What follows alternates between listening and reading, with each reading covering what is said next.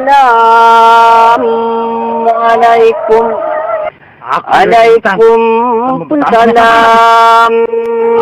Bismillah, permulaan awal persembahanku, kuari kiri kanan, maaf Abu Widi, aktiviti Paido Zaman, satu abad seradu sejarah senat tuan ukili radutat pahlawan Radisson, sigi dasar kiasku 1850-an tahun perkiraanku, waktu ini kejadian semakin kalau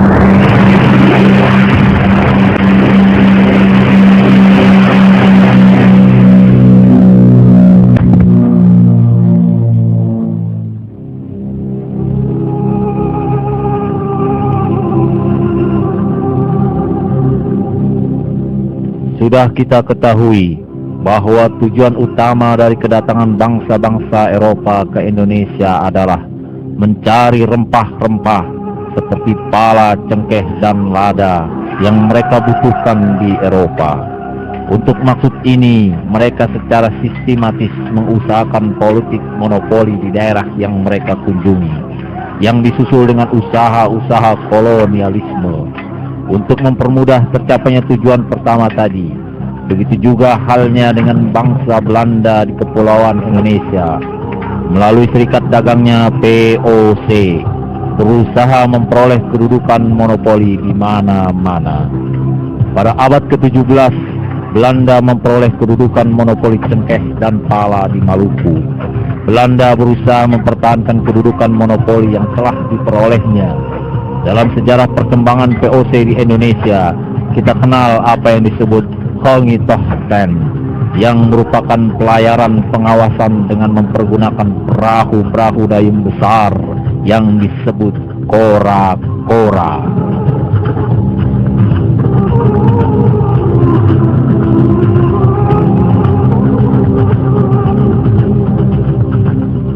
Ketika Raden Intan I wafat pada tahun 1828, yang menggantikan beliau adalah putra sulungnya Raden Imba II guna memegang kendali pemerintahan.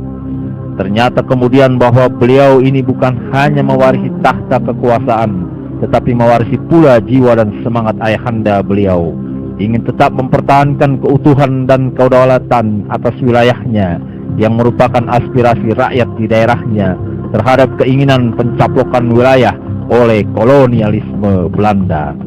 Pada saat itu pemerintah Belanda telah mengumumkan SOB sebagai akibat perlawanan-perlawanan rakyat di zaman Raden Intan I, sehingga Belanda menjalankan hukum kemiliteran di dalam usahanya menjalankan pemerintahan.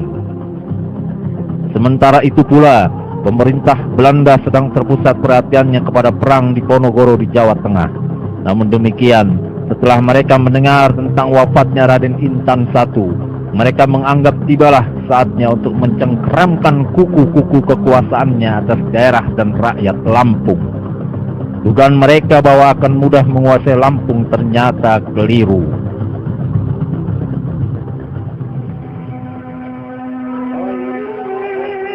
Masa kecil Raden Intan II penuh dengan pendidikan agama yang cukup dan mengenal sistem pemerintahan berdasarkan adat istiadat kampung dan pemerintahan sendiri. Meskipun Belanda dengan pemerintahannya dan kolonialisme yang berkuasa ingin agar Raden Intan II tunduk di bawah pemerintahan mereka. Asal-usul keturunan Raden Intan II berdasarkan penelitian-penelitian yang pernah dilakukan, didapat bukti bahwa Raden Intan II gelar Kesumaratu yang berjuang melawan Belanda pada tahun 1850 sampai 1856 masih merupakan keturunan Fathahilah yang terkenal pula sebagai Sunan Gunung Jati. Dari perkawinan Fathahilah atau Sunan Gunung Jati dengan Putri Sinar Alam, seorang putri dari Minak Raja Jalan Ratu dari Keratuan Pugung, yang selanjutnya merupakan cikal bakal pemegang kekuasaan di keratuan tersebut. Raden Intan II adalah putra tunggal dari Raden Imba II dengan gelar Kesuma Ratu, yang berjuang melawan penjajah Belanda pada tahun 1828 sampai 1834.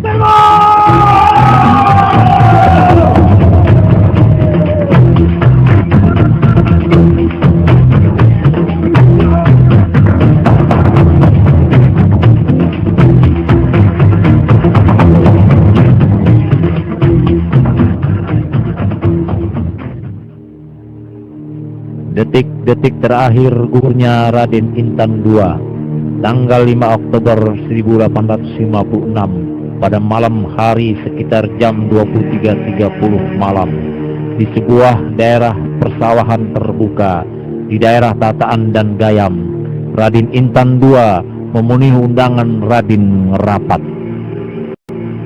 Raden Intan, kami sajikan semua hidangan ini untuk kemuliaan Raden dan keselamatan Raden.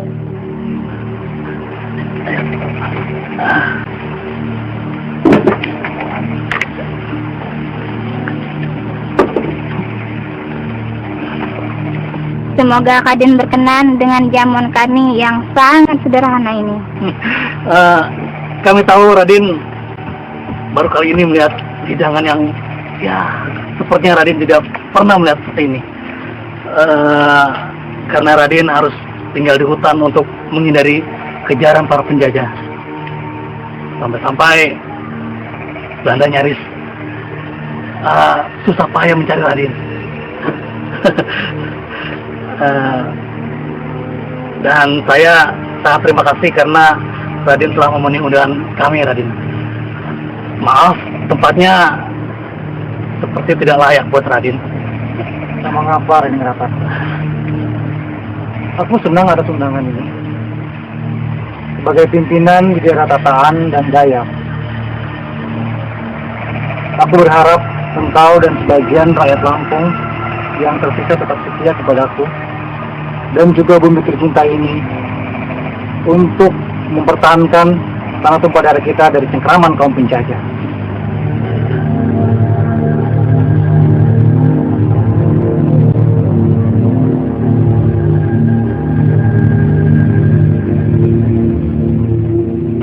Karena telah banyak rakyat Lampung yang berkorban demi kekejaman dan kekerasan kaum penjajah. Kita tidak boleh menyerahkan negeri kita kepada penjajah begitu saja tanpa perlawanan. Benar-benar. Aku Raden Intan akan mempertahankannya sampai mati.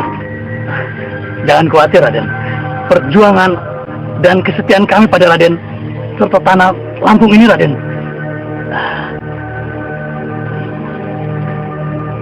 Di mana, Raden? Mari, Raden.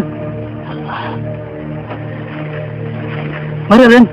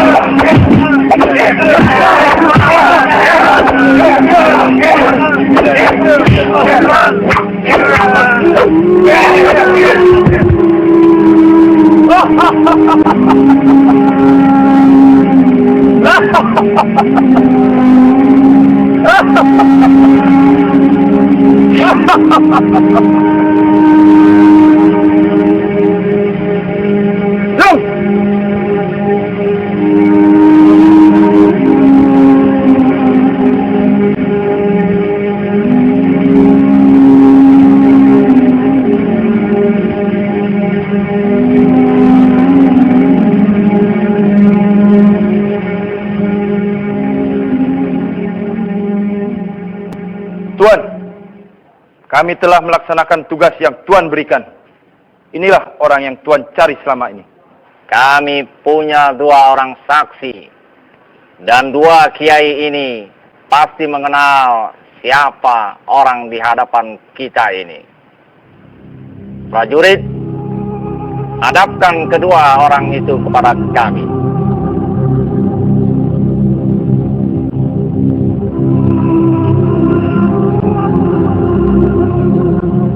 Kamu pasti mengenal orang ini, bukan?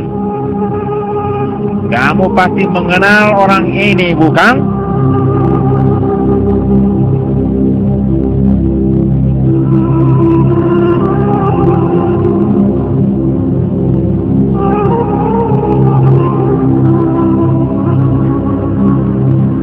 Allahu Akbar.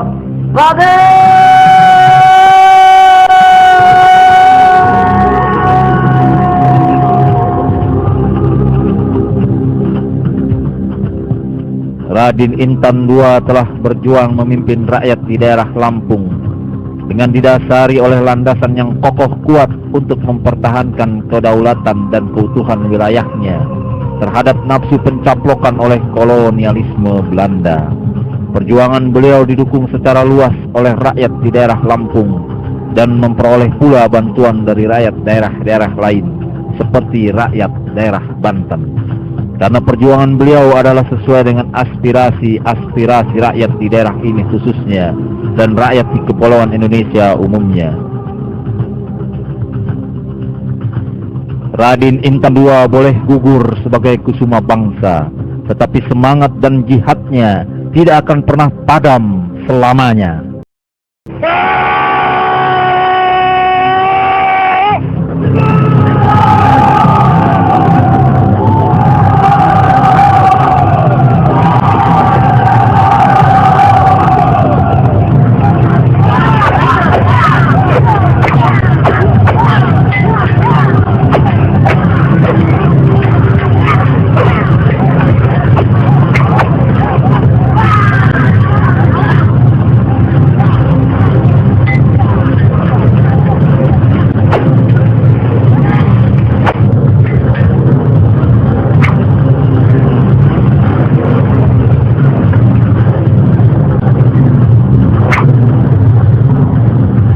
Ketika masih berumur 15 tahun, Raden Intan pernah berkata kepada ibunya, "Api ubat liom induk, apa obat malu ibu?"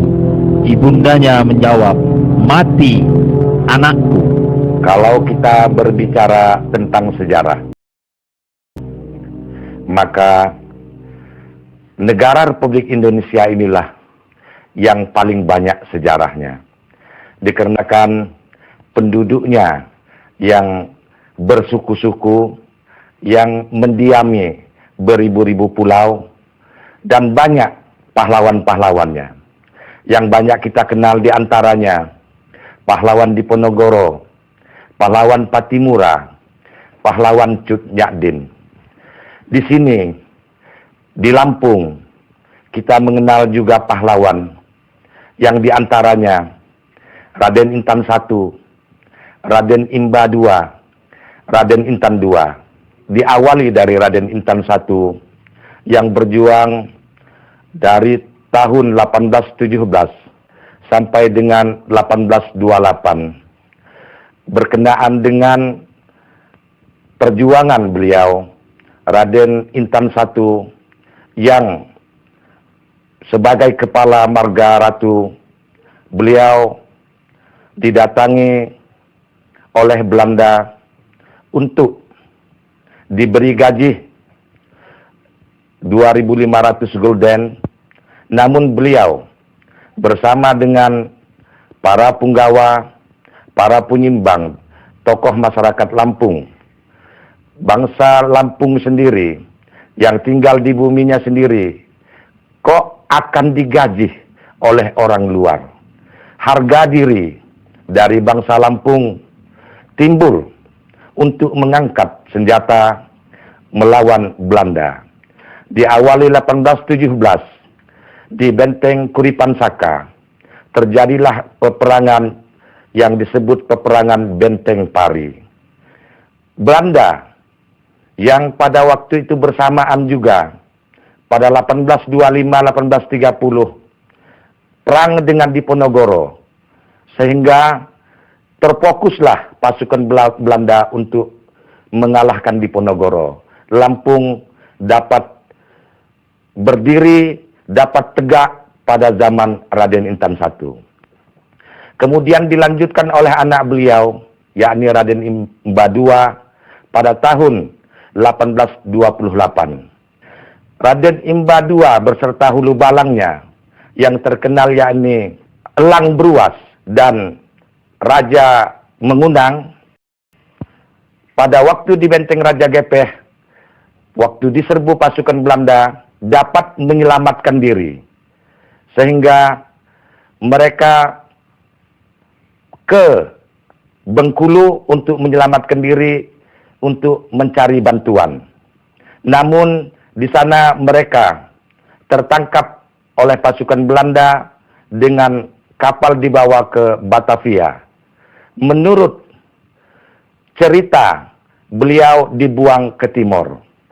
Pada tahun 1834 lahirlah Raden Intan II. Kemudian Raden Intan II melanjutkan peperangan disebabkan karena pertama, yakni tentang agama yang berbeda, kemudian karena perut, karena perekonomian yang berada di Lampung dikuasai oleh Belanda. Oleh karena itu, maka Raden Intan II bersama dengan rakyat Lampung berusaha mengumpulkan masyarakat yang bukan dari Lampung saja, bekerja sama dengan Bugis, kemudian bekerja sama dengan Banten untuk bersama-sama melawan Belanda. Dikarenakan bangsa Indonesia ini ada pula yang menjadi penjilat, jadi pengkhianat, maka Raden Intan dapat dijatuhkan pada tahun 1856, tanggal 5 Oktober 1856, malam Senin. Harapan dari bangsa kita, dari kami, terhadap yang muda-muda, mari kita tengok, kalau negara kita mau jadi besar, kita tengok sejarah yang lalu. Karena negara yang besar itu adalah orang yang mencintai pahlawannya, orang yang menghargai jasa pahlawannya. Sebagai pelanjut, generasi-generasi muda, mari kita kukuhkan, kita kuatkan daripada perjuangan Raden Intan II ini merupakan batu loncatan untuk mengisi kemerdekaan ini.